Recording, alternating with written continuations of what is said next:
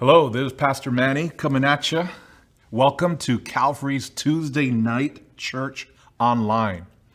And before we begin, if you're watching on YouTube, be sure to just subscribe to the channel so that you can be aware of when things are happening. Make sure to like the video and click the bell icon next to the subscribe button so that you can be notified every time Calvary posts something. You don't miss anything. Or if you're watching online on our website or on the podcast, make sure to share the link. Share if this blesses you, if you enjoy it and you think it might be beneficial to somebody else, share it with them. Maybe it might be a blessing to them as much as it will be to you, I hope. All right? So let's begin. Are you ready to hear the world's greatest sermon? Well, it's not because I'm the one who's preaching it. It's because Jesus preached it. In the Gospel of Matthew, Matthew recorded for us in chapter 5 what I think is Jesus' greatest sermon. We call it the Sermon on the Mount. In that passage in Matthew 5, we're told that Jesus was so famous that a great multitude was following him. And in response to the crowd that had gathered around him, the beginning of chapter 5 says that when Jesus saw the crowds, he went up on the mountainside. Now, he didn't do this because he wanted to get away from them. He went up on this hillside to gather them. He wanted the crowd to hear what we consider to be the core of his teaching. The disciples were about to hear a countercultural sermon that would upset the whole social order. But the sermon that would be so disruptive, it wasn't about political victories, material blessings, or toppling governments. It wasn't about trying to legislate this perfect utopian society by imposing strict rules and laws. No, this culture that Jesus was establishing was radically different and would challenge anything that they've heard before. Jesus began his teaching with what's known as the Nine Beatitudes. And he does this to show us how countercultural the culture he was establishing would be.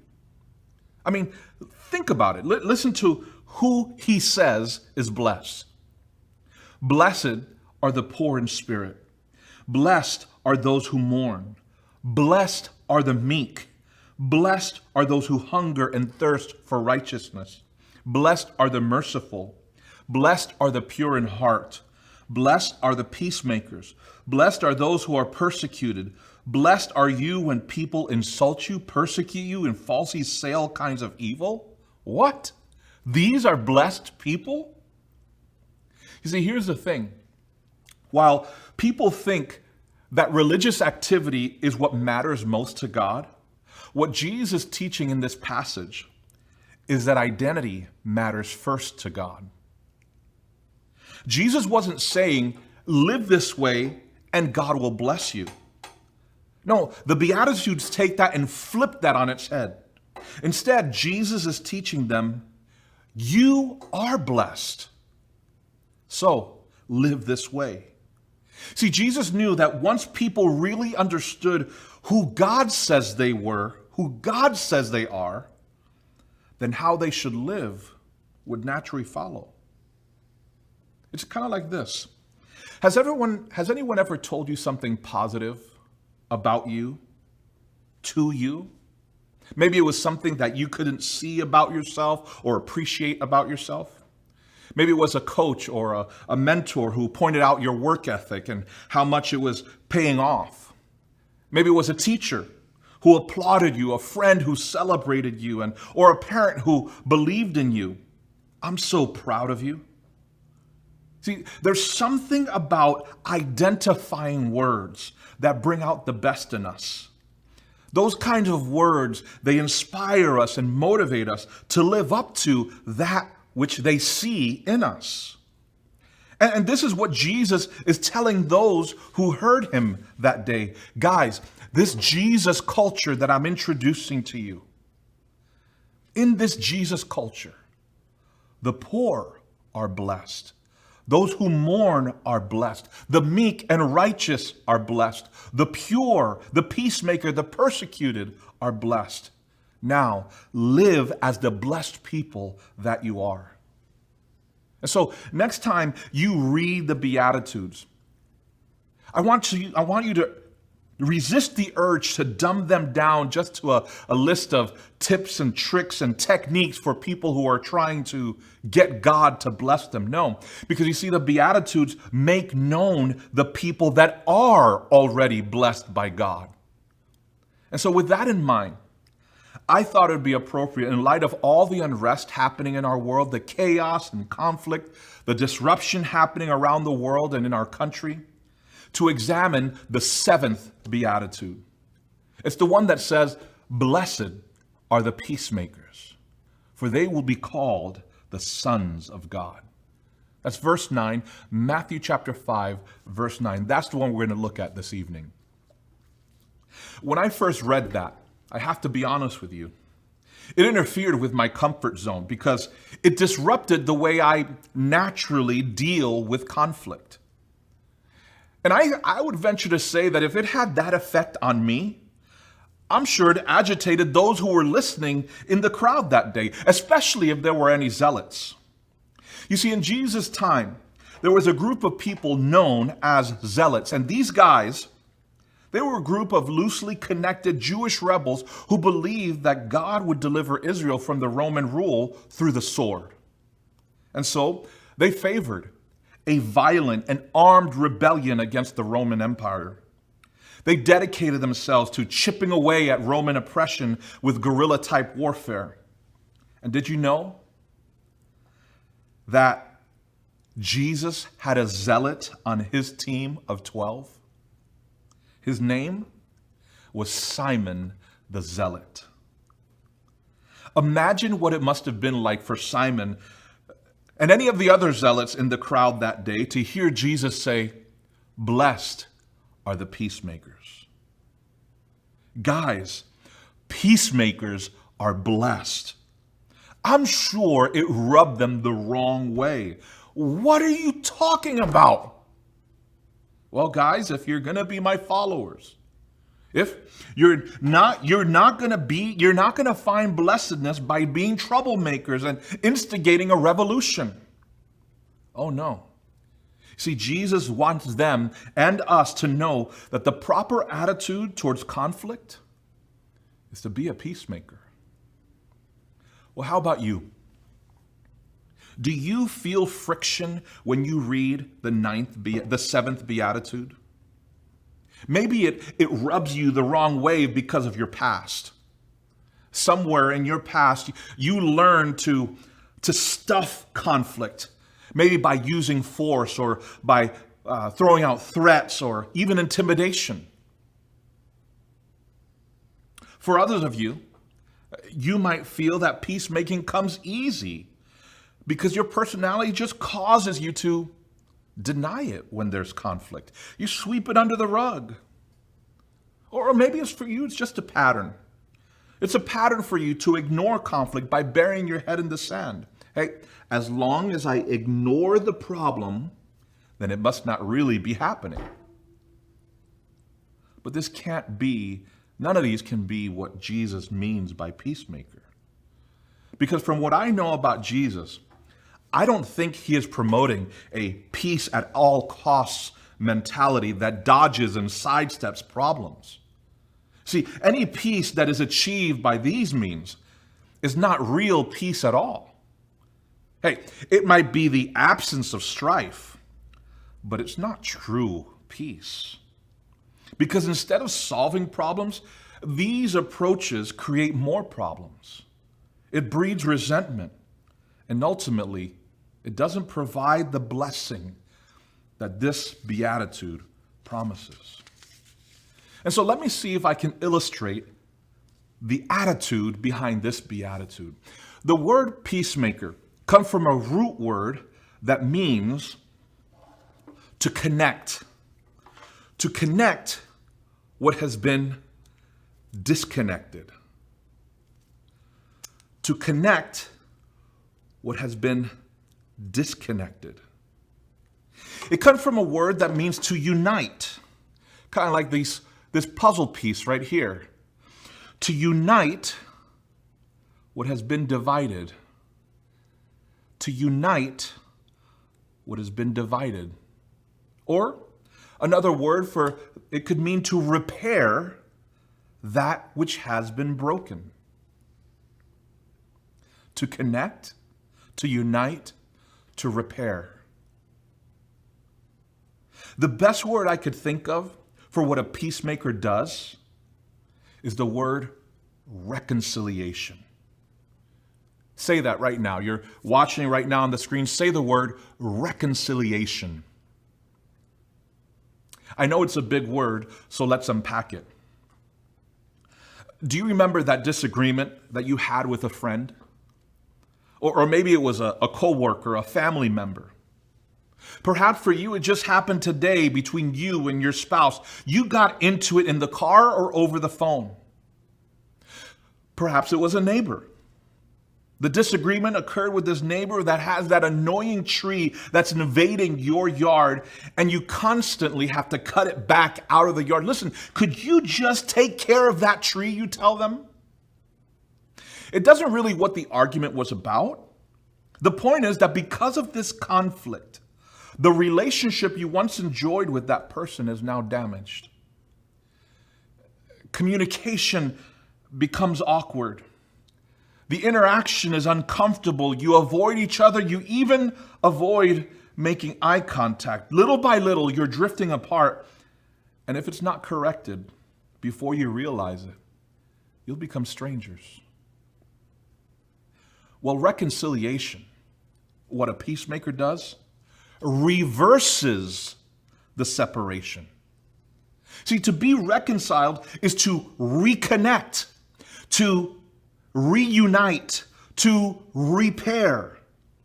When old friends do the hard work of restoring their relationship by resolving their differences, reconciliation has occurred. So, what Jesus wants us to know when he says, "Blessed are the peacemakers, for they will be called sons of God," he wants us to know that reconciliation receives validation from God.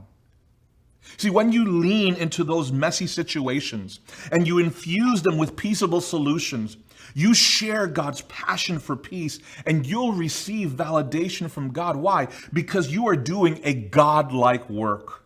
And so, folks, here's my encouragement to you this evening. Here's our tagline for this evening. Reconciliation receives validation. Reconciliation receives validation. So when do we need reconciliation? I can think of 3 relationships in which we need reconciliation. First, and most important, we need reconciliation with God. In the document that he wrote to the Colossians, Paul tells them that they needed to be reconciled with God because they were his enemies. In Colossians 1, verse 21, he says, "At one time you were far away from God and were his enemies because of the evil things you did and thought." Apparently, it's possible for a person to be so at odds with God that their status with God could be described as God's enemy. I read a story of a pastor who was debating the atheist Sam Harris. And he asked Sam, why don't you believe that there is a God? Well, during the debate, it was discovered that it wasn't that Sam could not believe, it was that he would not believe in a God that would cause him to change his lifestyle. And I quote, "I refuse to believe in a God that will cause me to change my lifestyle." But when you think about it, isn't that what causes all people to be at war with God? It began with Adam and Eve and their rebellion against him. We want to be in control of our lives. We don't want to have a boss. We want to be boss. I don't want somebody telling me what is right and wrong. I want to determine what is right or wrong according to what's convenient for me. And it is this fight that makes us and God enemies. It's the fight, the battle for control. But a peacemaker seeks reconciliation with God. How does that happen? Well, in the next verse of that passage in Colossians that I mentioned, Colossians chapter 1, verse 21, look at verse 22. He says, at one time you were far away from God and were his enemies because of the evil things you did and thought. But now, by means of the physical death of his son, God has made you friends. God has reconciled you. He has connected that which was disconnected. He has united that which has been separated. He has repaired what has been broken.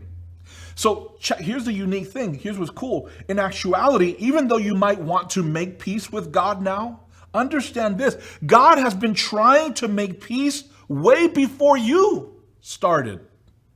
He has had his hand of peace extended towards man by the means of the physical death of his son. Isn't that neat? Isn't that encouraging? Are you at war with your Creator? Are you fighting him for the control of your life? Is it possible that the reason why you're not experiencing peace in your life is because you have not yet made peace with God? Would you like to be friends with him? Well, I have some good news. God has made it possible for that to happen. When Jesus died on the crossed wood, he paved the way for peace. And so if you're listening and you have never accepted God's offer to settle your differences with him, here's how you do that. Express your heart to him. Direct your thoughts about him to him. He hears you. He understands you. That is called prayer. And in that prayer, admit that you are at odds with him. Maybe it sounds something like this. God, I want to be the boss, but I know you are. And that's why we are at odds. That's why we are at war. And then believe that what Jesus accomplished on the crossed wood made you not just a friend of God, but as we read in this beatitude, a child of God. So here's what we're seeing. Reconciliation with God receives validation from God. Reconciliation with God receives validation from God. When do we need this reconciliation? First, we need reconciliation with God. The second relationship we need reconciliation in is with others.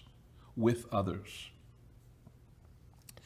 In the movie A Straight Story, it tells the story of Alvin Straight, a 73-year-old man who determines to visit his estranged brother, Lyle. You find out in the story that Alvin hasn't seen or spoken to Lyle in over 10 years. In one of the scenes, Alan is talking to a pastor about his brother. And the pastor asks him, so whatever happened between the two of you? At this point in the scene, you can tell that things are getting serious. They're about to get deep.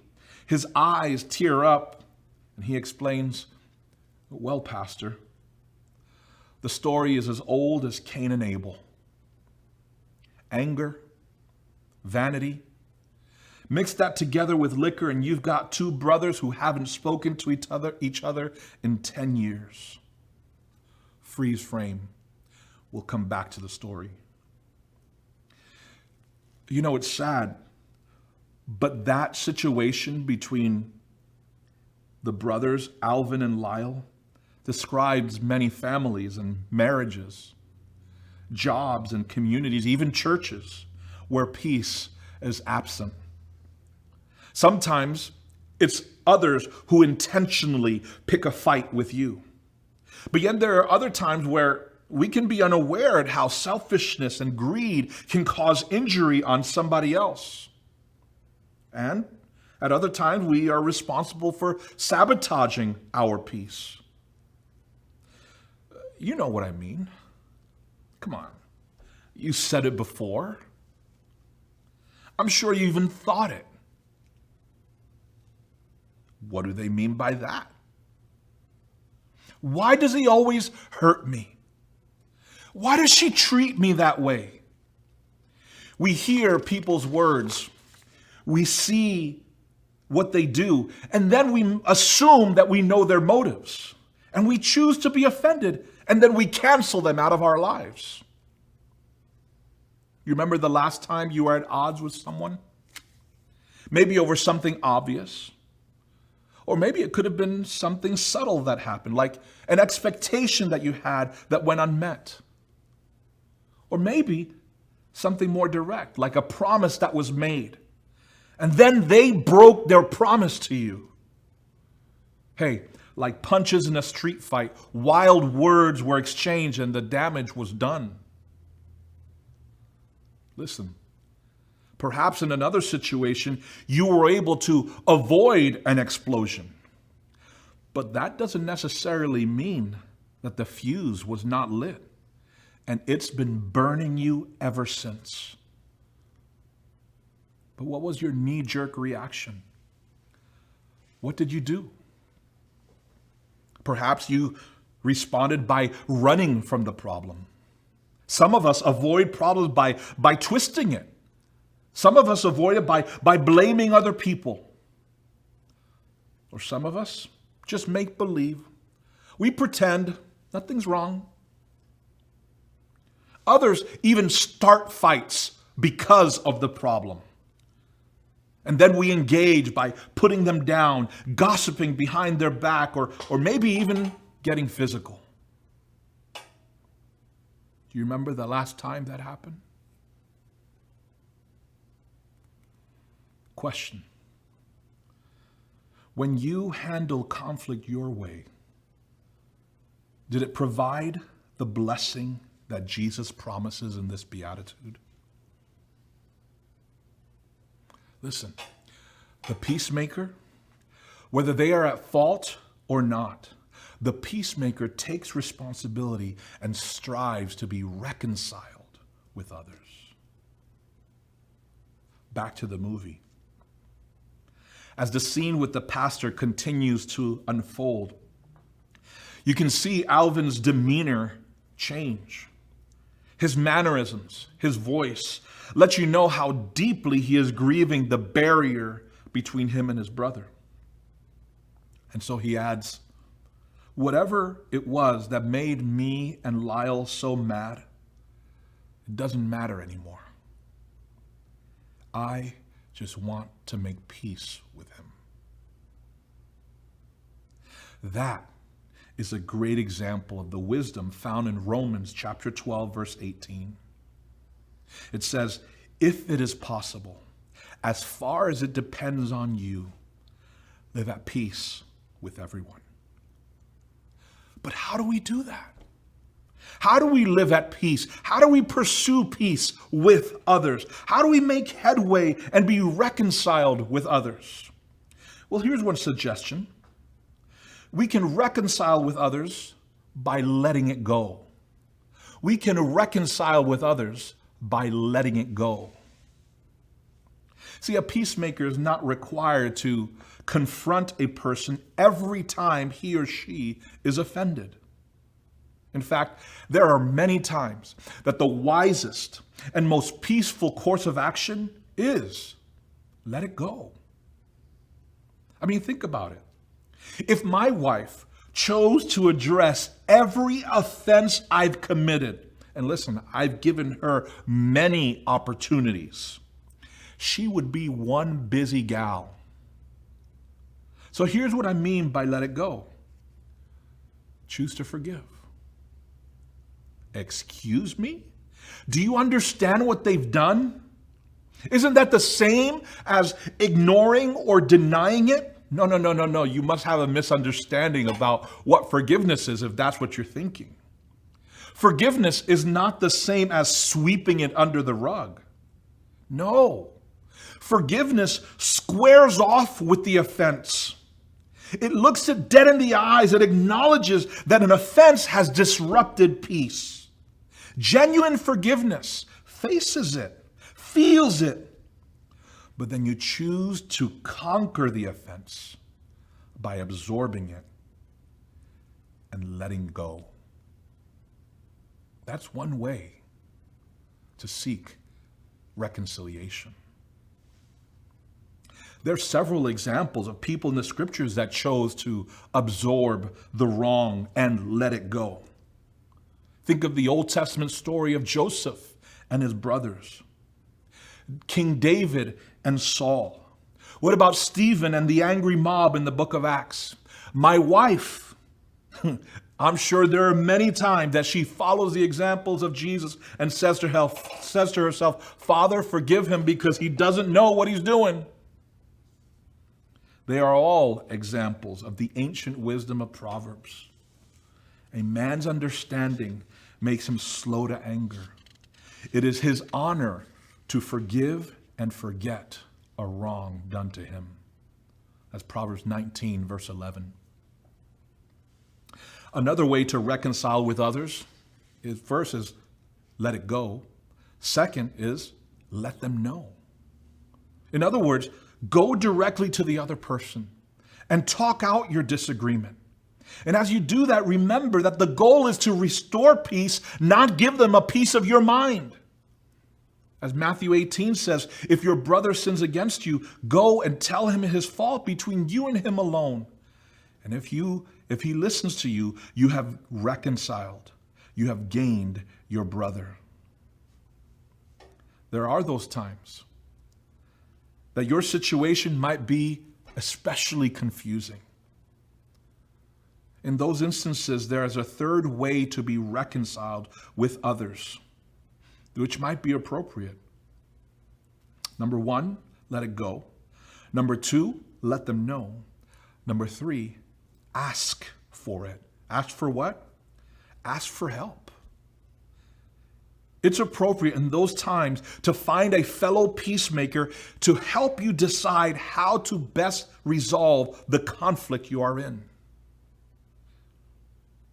Again, if it is possible, as far as it depends on you, live at peace with everyone. Is there a broken relationship with a friend? A family member or a coworker? Or maybe at your church there's a relationship that needs mending. Are you aware of a disconnect that has occurred? A disconnect that needs reconnecting. Is there a division that needs unity? Even if you're not at fault, instead of pouting and throwing a fit, making it all about you or sulking in self-pity, take responsibility. Be a peacemaker. Strive for reconciliation. Perhaps right now, you need to pull out your cell phone right now and you need to fire off a text apologizing. I'm sorry. We need to talk. Let me know when you're ready. Is there a high-stakes conversation that needs to happen? Well, schedule the appointment. Don't delay.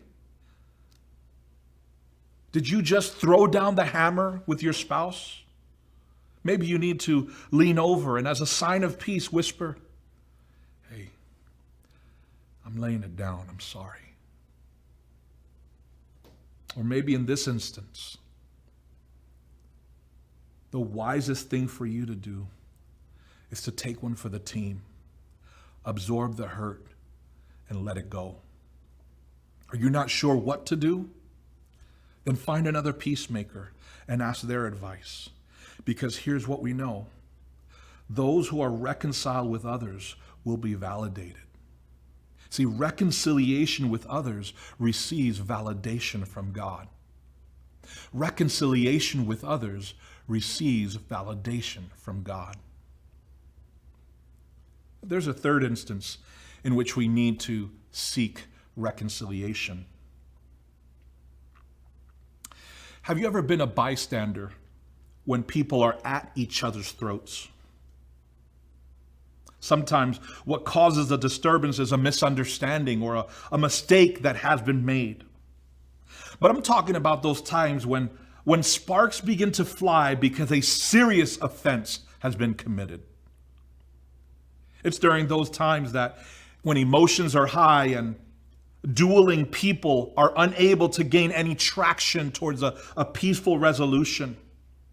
And so in those instances, a peacemaker strives for reconciliation on behalf of others. Number one, a peacemaker works towards reconciliation with God. A peacemaker works towards reconciliation with others. But number three, a peacemaker works towards reconciliation on behalf of others. In 1993, the United Nations sent Romero Dallaire, a Canadian, to lead a peacekeeping mission to Rwanda where the Tutsis and the Hutus were at war. And even though they didn't succeed, the tensions increased so much that Romero and his small UN peacekeeping force remained in Rwanda while all the other nations pulled out. Romero and his team, they are a great example of what it means to be a peacemaker on behalf of others.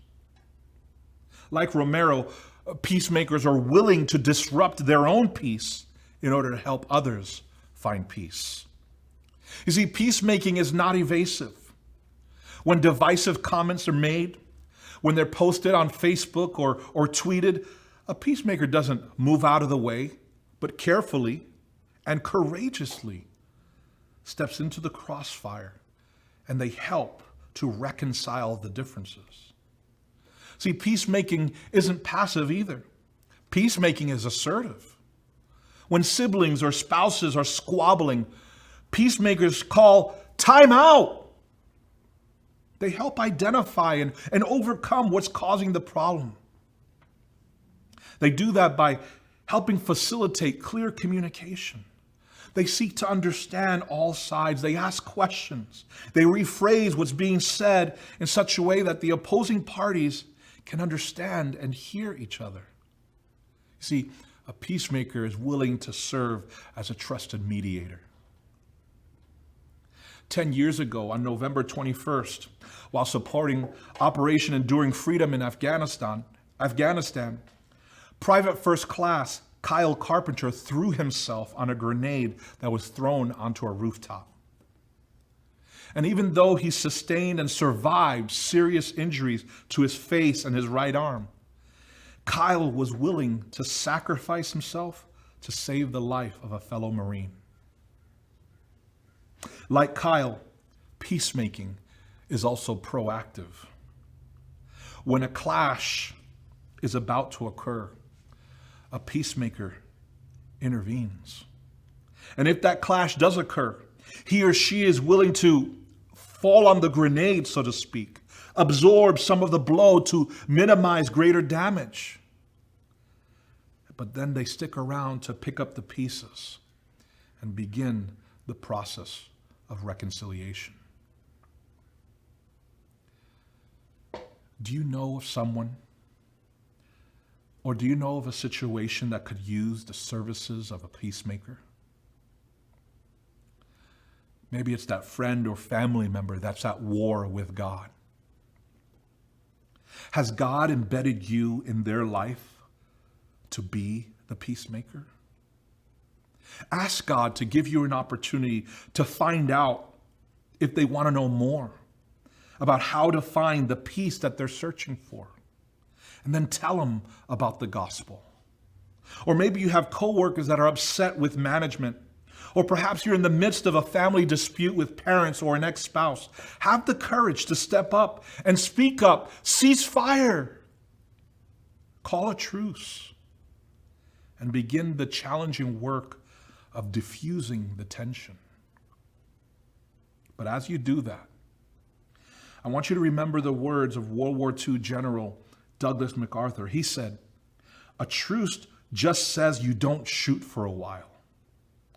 But peace comes when the truth is known, the issue is settled, and the parties embrace each other." See, that's why my encouragement to you tonight is reconciliation on behalf of others receives validation from God. Reconciliation on behalf of others receives validation from God. I don't know about you, but being a peacemaker sure does sound like a high stress, high risk proposition. I mean, think about what that means.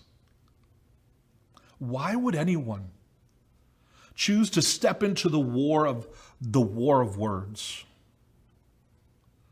What would possess someone to risk getting caught in the crosshairs of battling spouses?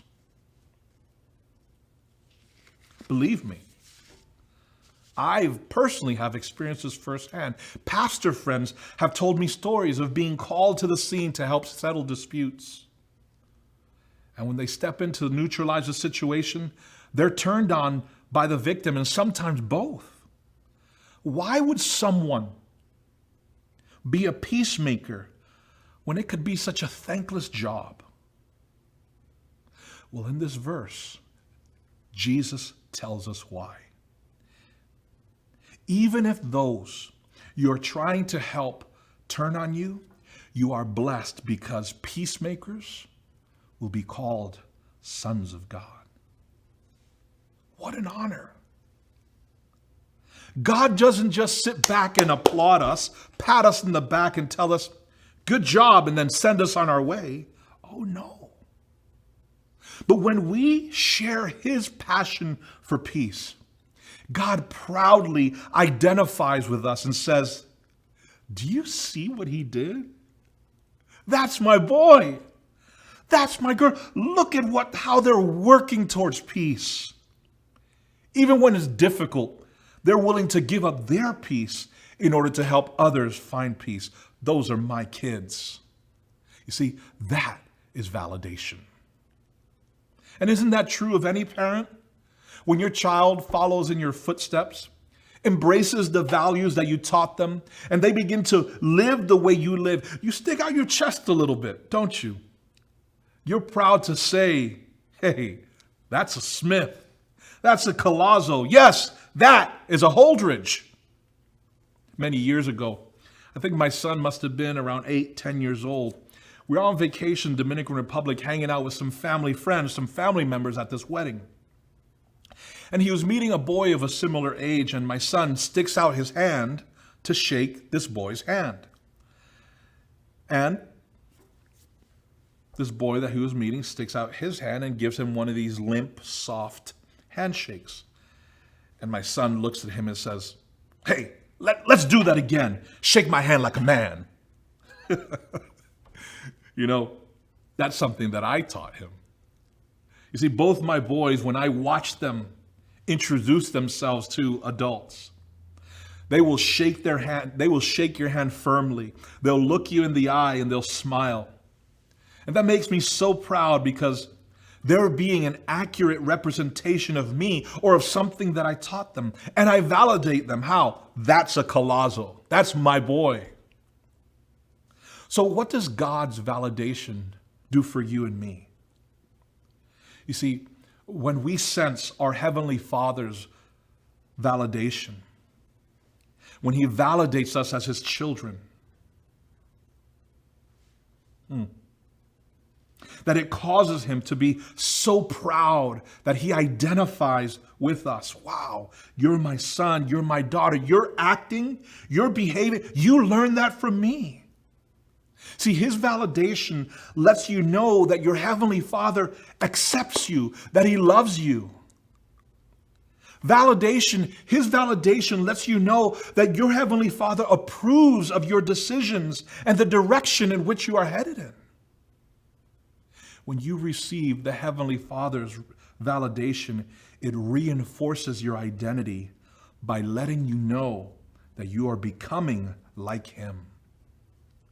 And so, folks, that is why a peacemaker is blessed. Peacemaking supremely satisfies because God validates you as a child of God. Reconciliation receives validation from God. See, this virtue of peace is fundamental to who God is. It's fundamental to his nature and to his character. And so in conclusion, let me really quick show you 3 ways in which we see God being a God of peace. First, it's one of his names. It's one of the names that we can call God. In the book of Judges, Gideon calls God Jehovah Shalom, which is Hebrew for the Lord of peace. Paul even calls him the God of peace in his first letter to the Thessalonians. Second, since God's Son is the exact representation of God the Father, it shouldn't surprise us that when Paul writes about Jesus, he says, Jesus himself is our peace. Jesus is the one who destroyed the barrier that removed the dividing wall that created hostility between God and humanity. And finally, God's message is referred to as the gospel of peace in Ephesians 6. And so, when we ask the question, why should followers of Jesus do the hard work of being a peacemaker? The bottom line reason is because that is what our Heavenly Father is like. God is a peacemaker.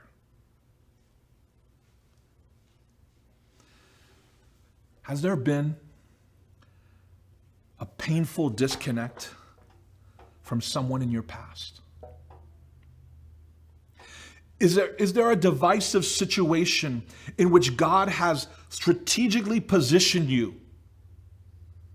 to facilitate peacemaking? Those relationships are important to God. Listen. Listen to how important relationships are to him.